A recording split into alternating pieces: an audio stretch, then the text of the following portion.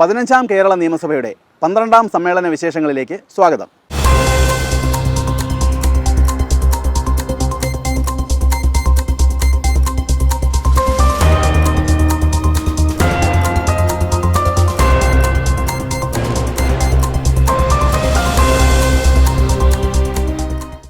പന്ത്രണ്ടാം സമ്മേളനത്തിൻ്റെ 3ാം ദിവസമായ ഇന്ന് സഭയിൽ വിശദമായ ചർച്ചകളാണ് നടന്നത്. ചോദ്യോത്തരവേളയിൽ ചോദ്യങ്ങളുടെ പട്ടികയിലെ 4 ചോദ്യങ്ങൾക്കാണ് സഭയിൽ ഇന്ന് മന്ത്രിമാർ വാക്കാൽ മറുപടി നൽകിയത്.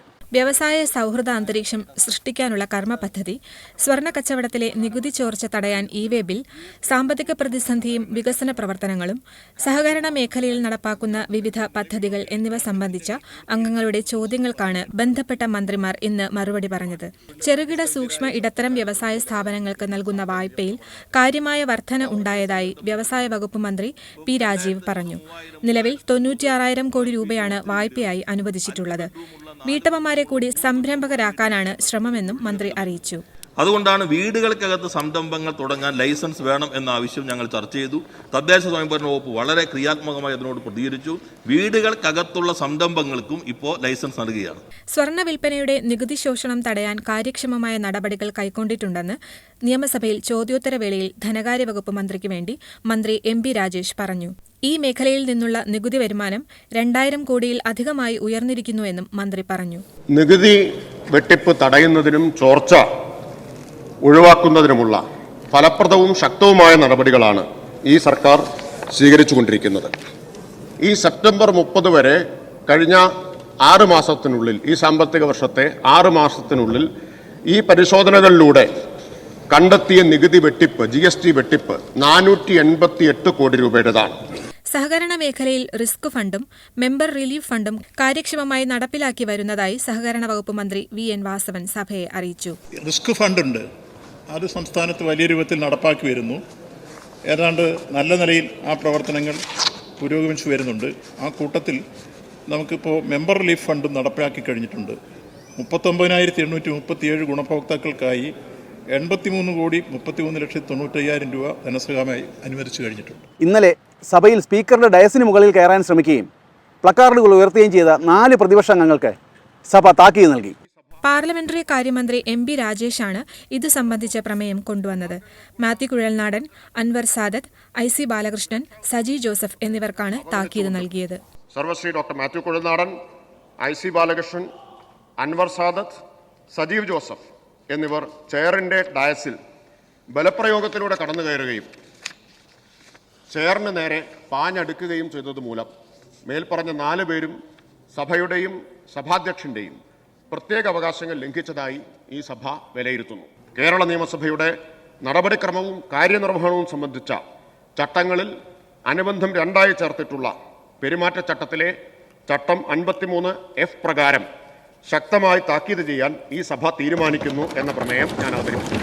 ബഹുമാനപ്പെട്ട പാർലമെന്ററി കാര്യ വകുപ്പ് മന്ത്രി അവതരിപ്പിച്ച പ്രമേയത്തെ അനുകൂലിക്കുന്നവർ, പ്രതികൂലിക്കുന്നവർ, പ്രമേയം സഭ അംഗീകരിച്ചിരിക്കുന്നു. ക്രമസമാധാന ചുമതലയുണ്ടായിരുന്ന ADGP MR Ajith Kumar RSS നേതാവുമായി നടത്തിയ കൂടിക്കാഴ്ച സംബന്ധിച്ച വിഷയം സഭാ നടപടികൾ നിർത്തിവെച്ച് ചർച്ച ചെയ്യണമെന്ന ഉപക്ഷേപത്തിന് സ്പീക്കർ അവതരണാനുമതി നൽകി. ഓർഡർ റൂൾ 50 നടപടികൾ നിർത്തിവെക്കുന്നതിനുള്ള ഉപക്ഷേപം. സംസ്ഥാനത്തിൻ്റെ ക്രമസമാധാന ചുമതലയുണ്ടായിരുന്ന ADGP RSS നേതാക്കളുമായി കൂടിക്കാഴ്ച നടത്തിയതിനെ സംബന്ധിച്ചുള്ള അന്വേഷണം പ്രഹസനമാക്കുന്നതായി RSSൻ്റെ രാഷ്ട്രീയ നേട്ടങ്ങൾക്കായി പോലീസ് സംവിധാനത്തെ ദുരുപയോഗം ചെയ്യുന്നതായും പറയപ്പെടുന്ന സാഹചര്യം ചർച്ച ചെയ്യുന്നതിന് നടപടികൾ നിർത്തിവെക്കണം എന്ന ഉപക്ഷേപം പരിഗണനക്കെടുക്കണമെന്നാവശ്യപ്പെട്ട് Sarvashri N Shamsuddin, TJ Vinod, Mons Joseph, Anoop Jacob, Mani C Kappan, Shrimati KK Rama എന്നീ ബഹുമാനപ്പെട്ട അംഗങ്ങൾ റൂൾ 50 പ്രകാരം നോട്ടീസ് നൽകിയിട്ടുണ്ട്. ബഹുമാനപ്പെട്ട മുഖ്യമന്ത്രി സർ, ഇന്നലത്തെ സ്ഥിതി ആവർത്തിക്കരുത് എന്ന അഭ്യർത്ഥനയോടുകൂടി ഈ പ്രമേയം നമുക്ക് ഇന്ന് ചർച്ച ചെയ്യാം എന്നതാണ് എനിക്ക് പറയാനുള്ളത്. ഇന്നത്തെ റൂൾ 50 നോട്ടീസിൽ പരാമർശിക്കുന്ന വിഷയത്തെക്കുറിച്ച് ചർച്ച ചെയ്യാമെന്ന് ബഹുമാനപ്പെട്ട മുഖ്യമന്ത്രി അറിയിച്ചിരിക്കുന്ന സാഹചര്യത്തിൽ അത് സംബന്ധിച്ച് ചർച്ച ഉച്ചയ്ക്ക് 12 മണിക്ക് ആരംഭിക്കുന്നതാണ്. 2 മണിക്കൂറാണ് ചർച്ചയ്ക്ക് വേണ്ടി നീക്കിവെച്ചിട്ടുള്ളത്. സഭയിൽ അവതരിപ്പിച്ച ശ്രദ്ധ ക്ഷണിക്കലുകൾക്ക് ബന്ധപ്പെട്ട മന്ത്രിമാർ മറുപടി നൽകി. കോഴിക്കോട് കിനാലൂരിൽ ഭൂമി ലഭ്യമാക്കിയിട്ടും എയിംസ് അനുവദിക്കുന്നതിൽ കേന്ദ്രത്തിന്റെ വിവേചനം സംബന്ധിച്ചും സ്ഥലവുമായി ബന്ധപ്പെട്ട് ഉയർന്നുവരുന്ന അനുചിതമായ അഭിപ്രായങ്ങൾ സംബന്ധിച്ചും KM സച്ചിൻ ദേവ് അവതരിപ്പിച്ച ശ്രദ്ധ ക്ഷണിക്കലിന് ആരോഗ്യവകുപ്പ് മന്ത്രി വീണ ജോർജും സംസ്ഥാനത്തെ ജനവാസ കേന്ദ്രങ്ങളെയും കൃഷിസ്ഥലങ്ങളെയും തോട്ടങ്ങളെയും പരിസ്ഥിതി ലോല മേഖലയുടെ പരിധിയിൽ നിന്നും ഒഴിവാക്കുന്നത് സംബന്ധിച്ച് സണ്ണി ജോസഫ് അവതരിപ്പിച്ച ശ്രദ്ധ ക്ഷണിക്കലിന് മുഖ്യമന്ത്രിക്ക് വേണ്ടി മന്ത്രി VN വാസവനുമാണ് മറുപടി പറഞ്ഞത്. മാനദണ്ഡപ്രകാരം എയിംസ് സ്ഥാപിക്കുന്നതിന് ആവശ്യമായിട്ടുള്ള സ്ഥലം എത്രയാണോ അത്രയും വേണമെങ്കിൽ അതിലധികവും കിനാലൂരിൽ നൽകാൻ തയ്യാറാണ് എന്നുള്ളത് ഇനിയും വേണമെങ്കിൽ ഏറ്റെടുക്കാൻ ബഹുമാനപ്പെട്ട അംഗം പറഞ്ഞതുപോലെ അത് സംബന്ധിച്ച കാര്യങ്ങളും അറിയിച്ചിട്ടുണ്ട്. കഴിഞ്ഞ കേന്ദ്ര സർക്കാരിന്റെ കാലയളവിൽ നമ്മുടെ സംസ്ഥാനത്ത് ഈ സർക്കാരിന്റെ കാലയളവിൽ നൽകിയിട്ടുള്ളത് സർ തീർച്ചയായിട്ടും അത് ലഭിക്കുമെന്നുള്ള പ്രതീക്ഷയിലാണ്. അതിനു വേണ്ടിയിട്ടുള്ള ശക്തമായ ഇടപെടലുകളാണ് സംസ്ഥാന സർക്കാർ നടത്തുന്നത്. വിവിധ വകുപ്പുകളെ ഏകോപിപ്പിച്ചുകൊണ്ടും ജനാഭിപ്രായം കണക്കിലെടുത്തുകൊണ്ടും നടത്തിയ ശാസ്ത്രീയ പഠനത്തിന്റെ അടിസ്ഥാനത്തിലുള്ള വിസ്തൃതി നിർണായകമായതിനാൽ ഇത് കേന്ദ്ര മന്ത്രാലയം അംഗീകരിക്കുമെന്നാണ് സംസ്ഥാന സർക്കാർ കരുതുന്നത്. ഇതിനുള്ള ശ്രമങ്ങൾ ശക്തിയായി തുടരും. 10 സബ്മിഷനുകളാണ് ഇന്ന് സഭയിൽ അവതരിപ്പിച്ചത്. വയനാട് ഉരുൾപൊട്ടലുണ്ടായ അതേ സമയത്ത് എൻ്റെ നിയോജക മണ്ഡലമായ മട്ടന്നൂരിൽ അതുപോലെ തന്നെ കനത്ത ഉരുൾപൊട്ടലും നാശനഷ്ടങ്ങളും ഉണ്ടായി. എന്നാൽ ആളപായം ഉണ്ടായിട്ടില്ല. അത് തക്ക സമയത്ത് അവരെ രക്ഷപ്പെടുത്താൻ കഴിഞ്ഞു എന്നത് മാത്രമേ ഉള്ളൂ. അതുകൊണ്ടൊരു പാക്കേജ് പ്രഖ്യാപിച്ചുകൊണ്ട് തന്നെ ഈ ദുരന്തത്തിൽ നിന്ന് കരകയറാൻ ഞങ്ങളെ സഹായിക്കണമെന്ന് ബഹുമാനപ്പെട്ട റവന്യൂ വകുപ്പ് മന്ത്രിയോട് അപേക്ഷിക്കുകയാണ്. സംസ്ഥാന ദുരന്ത പ്രതികരണ നിധിയുടെ മാനദണ്ഡങ്ങൾ പ്രകാരമുള്ള അർഹമായ ദുരിതാശ്വാസ സഹായം അനുവദിക്കുന്നതിന് ആവശ്യമായ നടപടികൾ സ്വീകരിച്ചു വരുന്നുണ്ട്. നാട്ടിക നിയോജകമണ്ഡലത്തിലെ ഏറ്റവും പ്രധാനപ്പെട്ട പാതയായ ചേർപ്പത്തുപ്ര റോഡിൻ്റെയും വിവിധ ഗ്രാമപഞ്ചായത്ത് ഗ്രാമീണ റോഡുകളുടെയും റെസ്റ്റോറേഷൻ ടാറിംഗ് പ്രവർത്തികൾ അടിയന്തരമായി പൂർത്തീകരിക്കാനും പദ്ധതി നിർവഹണത്തിൽ വീഴ്ച വരുത്തിയ നാട്ടിക പ്രൊജക്ട് ഡിവിഷൻ ഉദ്യോഗസ്ഥന്മാർക്കെതിരെ നടപടി സംബന്ധിച്ചാണ് എൻ്റെ സബ്മിഷൻ. പ്രസ്തുത പ്രവർത്തികൾ 2023 മാർച്ചിൽ പൂർത്തീകരിച്ചു. പൈപ്പ് ലൈനുകൾ സ്ഥാപിക്കുന്ന പ്രവർത്തികളോടൊപ്പം തന്നെ ഘട്ടം ഘട്ടമായി റോഡ് റെസ്റ്റോറേഷൻ പ്രവർത്തികൾ നടത്തുകയും ഡിസംബർ 23 BM വരെയുള്ള പ്രവർത്തികൾ പൂർത്തീകരിക്കുകയും ചെയ്തിട്ടുണ്ട്. BC ഓവർലേ മാത്രമാണ് ഇത് ബാക്കിയുള്ളത്. പബ്ലിക് അക്കൗണ്ട്സ് കമ്മിറ്റി അധ്യക്ഷൻ സണ്ണി ജോസഫ് കമ്മിറ്റിയുടെ 64 മുതൽ 71 വരെയുള്ള റിപ്പോർട്ടുകൾ സഭയിൽ സമർപ്പിച്ചു. സർ, പബ്ലിക് അക്കൗണ്ട് കമ്മിറ്റിയുടെ അധ്യക്ഷനായ ഞാൻ സമിതിയുടെ 64 മുതൽ 71 വരെയുള്ള റിപ്പോർട്ടുകൾ സമർപ്പിക്കുന്നു.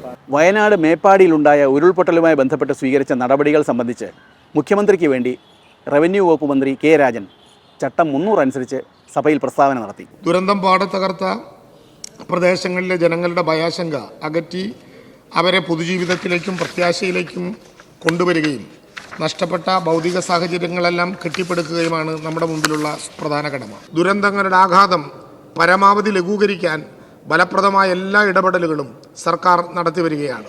ദുരന്ത നിവാരണ സംവിധാനങ്ങളെ ശാക്തീകരിച്ചും ജനങ്ങളുടെ അവബോധം വളർത്തിയും ദുരന്ത നിവാരണത്തിന് കേരള മാതൃക സൃഷ്ടിക്കാൻ നമുക്ക് കഴിയും. സഭാ നടപടികൾ നിർത്തിവെച്ച് ചർച്ച ചെയ്യണമെന്ന ഉപക്ഷേപത്തിന്മേലുള്ള ചർച്ച ഉച്ചയ്ക്ക് 12 മണിക്ക് ആരംഭിച്ചു. ചർച്ച വൈകിട്ട് 3:45 വരെ നീണ്ടു. പ്രതിപക്ഷത്തു നിന്നും N. ഷംസുദ്ദീനും മറ്റ് 6 പേരുമാണ് ഉപക്ഷേപത്തിന് നോട്ടീസ് നൽകിയത്. N. ഷംസുദ്ദീൻ ഉപക്ഷേപം അവതരിപ്പിച്ച് സംസാരിച്ചു. പോരാട്ട പാരമ്പര്യവും ജനാധിപത്യ വിശ്വാസവും മതേതരത്വ പാരമ്പര്യവുമുള്ള മലപ്പുറത്തെ മുഖ്യമന്ത്രി അടച്ചാക്ഷേപിക്കുകയായിരുന്നുവെന്ന് അദ്ദേഹം കുറ്റപ്പെടുത്തി. ആരോപണ വിധേയനായ ADGPയെ സംരക്ഷിക്കുന്ന സർക്കാർ നിലപാടിനെതിരായിട്ടാണ് സാർ ഞാൻ ഈ അടിയന്തര പ്രമേയം അവതരിപ്പിക്കുന്നത്. ശ്രീ N. ഷംസുദ്ദീനെ കൂടാതെ മറ്റ് 13 പേരും ചർച്ചയിൽ പങ്കെടുത്ത് സംസാരിച്ചു. ആരോഗ്യ കാരണങ്ങളാൽ മുഖ്യമന്ത്രിക്ക് ചർച്ചയിൽ പങ്കെടുക്കാൻ സാധിക്കാത്തതിനാൽ അദ്ദേഹത്തിനു വേണ്ടി പാർലമെന്ററി കാര്യമന്ത്രി MP രാജേഷാണ് ചർച്ചയ്ക്ക് മറുപടി പറഞ്ഞത്. ഈ ഗവൺമെന്റിന് ഒരു കാര്യവും ഒളിച്ചുവെക്കാനില്ല എന്നതിന്റെ ഉദാഹരണമാണ് പ്രതിപക്ഷം കൊണ്ടുവന്ന ഉപക്ഷേപത്തിന് അനുമതി നൽകിയതെന്ന് മറുപടി പറഞ്ഞ മന്ത്രി MP രാജേഷ് പറഞ്ഞു. അസത്യ പ്രചാരണങ്ങൾക്കെതിരെ സത്യം പുറത്തു കൊണ്ടുവരുവാനാണ് ഈ ചർച്ച അനുവദിച്ചതെന്നും RSSനെ നേരിടാൻ കെൽപ്പുള്ള ഒരേയൊരു പ്രസ്ഥാനം ഇടതുപക്ഷമാണെന്നും മന്ത്രി ചൂണ്ടിക്കാട്ടി.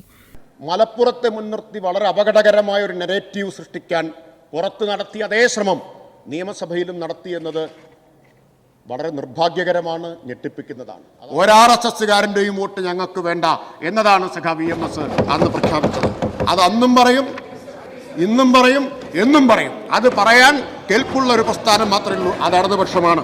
ഞങ്ങൾ ഉന്നയിച്ച കാര്യങ്ങൾക്കൊന്നും ഒരു മറുപടിയും പറയാതെ വേറെ കാര്യങ്ങളെക്കുറിച്ച് മറുപടി പറയും. സാർ, അതിൽ ശക്തിയായി പ്രതിഷേധിച്ചുകൊണ്ട് ഞങ്ങൾ ഈ സഭാ നടപടികൾ ബഹിഷ്കരിക്കും. ചർച്ചയ്ക്ക് ശേഷം ഉപക്ഷേപം സഭ തള്ളി. ഉപക്ഷേപം സഭ തള്ളിയിരിക്കുന്നു.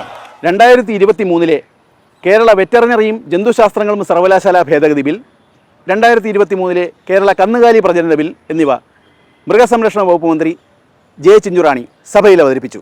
ചർച്ചയ്ക്ക് ശേഷം ബില്ലുകൾ സബ്ജക്ട് കമ്മിറ്റിയുടെ പരിഗണനയ്ക്ക് വിട്ടു. നിയമനിർമ്മാണം. മൃഗസംരക്ഷണ ക്ഷീരവികസന വകുപ്പ് മന്ത്രി ശ്രീമതി ജെ ചിഞ്ചുറാണി 2024 കേരള വെറ്റിനറിയും ജന്തുശാസ്ത്രങ്ങളും സർവകലാശാല ഭേദഗതി ബിൽ, 2024 കേരള കന്നുകാലി പ്രജനന ബിൽ എന്നിവ അവതരിപ്പിക്കേണ്ടതാണ്. 2023 കേരള വെറ്റിനറിയും ജന്തുശാസ്ത്രങ്ങളും സർവകലാശാല ഭേദഗതി ബിൽ, 2023 കേരള കന്നുകാലി പ്രജനന ബിൽ എന്നിവ ഞാൻ അവതരിപ്പിക്കുന്നു. 2023 കേരള വെറ്റിനറിയും ജന്തുശാസ്ത്രങ്ങളും സർവകലാശാല ഭേദഗതി ബിൽ, 2023 കേരള കന്നുകാലി പ്രജനന ബിൽ എന്നിവയും കൃഷിയും മൃഗസംരക്ഷണവും മത്സ്യബന്ധനവും സംബന്ധിച്ച സബ്ജക്ട് കമ്മിറ്റി 1 പരിഗണനയ്ക്ക് അയക്കണമെന്ന ഉപക്ഷേപത്തെ അനുകൂലിക്കുന്നവർ, പ്രതികൂലിക്കുന്നവർ ഉപക്ഷേപം സഭ അംഗീകരിച്ചിരിക്കുന്നു. ബില്ലുകൾ സബ്ജക്ട് കമ്മിറ്റി 1 പരിഗണനയ്ക്ക് അയക്കുന്നു. നടപടികൾ പൂർത്തിയാക്കി സഭ ഇന്നത്തേക്ക് പിരിഞ്ഞു. ഓർഡർ. സഭ ഇപ്പോൾ പിരിയുന്നതും നാളെ രാവിലെ 9 മണിക്ക് വീണ്ടും സമ്മേളിക്കുന്നതുമാണ്. ഇന്നത്തെ നിയമസഭാ വിശേഷങ്ങൾ ഇവിടെ സമാപിക്കുന്നു. നമസ്കാരം.